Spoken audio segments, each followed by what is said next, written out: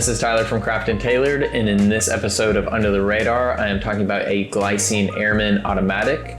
The Glycine Airmans are just really super historical watches. They just have so much history behind them and a lot of research that went into their development, which is why I think that they're just really incredible watches. But at the same time, I feel like they're kind of underappreciated, and they're a watch that kind of gets glanced over when kind of looking through the more pilot-oriented or aviation-oriented watches that are out there.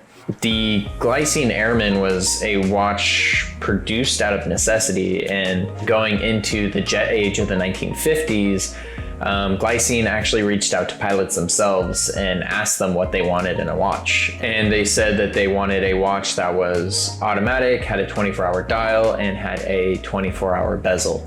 So essentially, the Airman is a GMT used for tracking multiple time zones, so pilots can kind of check their arrival time and their departure time and make sure that they're, both on time and, the time to their destination.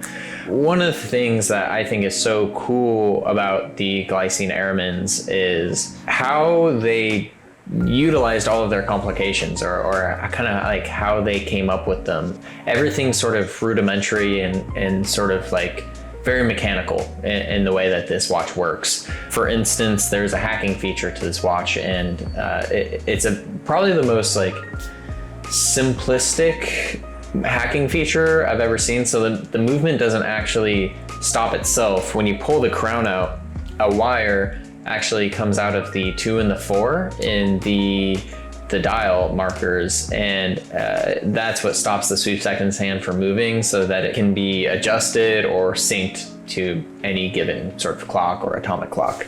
Additionally, the 24-hour bezel is rotating, but it uses this brake. So there's a secondary crown on the side of the case that sort of has this caliper that sits up against the bezel that when it's released allows it to move freely.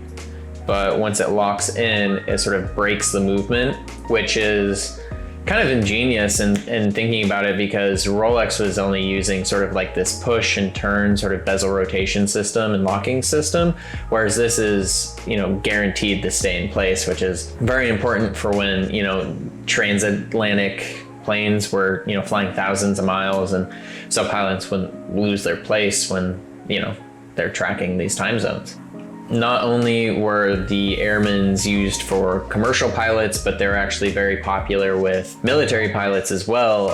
And we see a lot of really cool Glycine Airmans come out of, like the PXs of like Guam and Saigon during the Vietnam War era. And very cool that, even though these watches had like really significant military applications, you could go to the store and buy one as a civilian as well.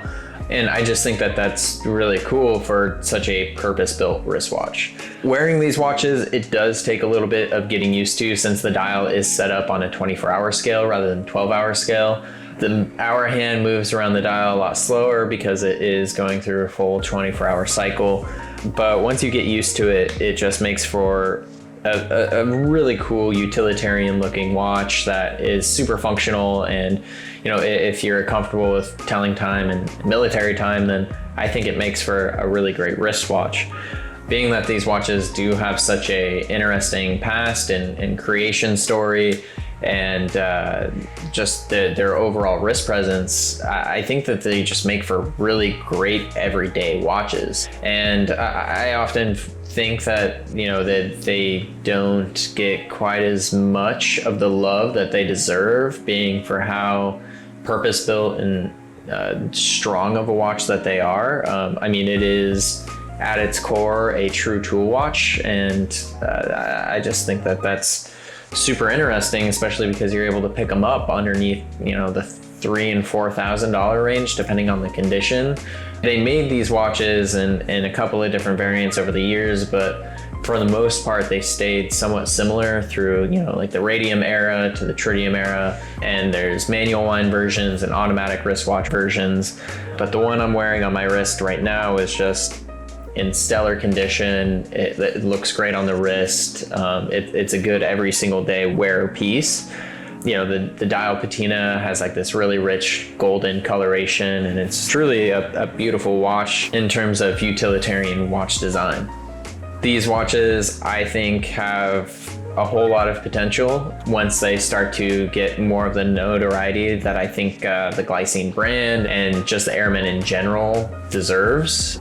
For right now, I think you can just pick up a watch in the $2,000 to $3,000 range that is both really good looking and also extremely functional. This Glycine Airman in particular is for sale. It is on our website at craftandtailor.com. And with that, I want to say thank you for watching. Be sure to like, comment, and subscribe for more content just like this. You can follow us on Instagram at craftandtailored. And if you have watch questions, we are here to help. You can drop us a line at info@craftandtailor.com. And we'll see you in the next one.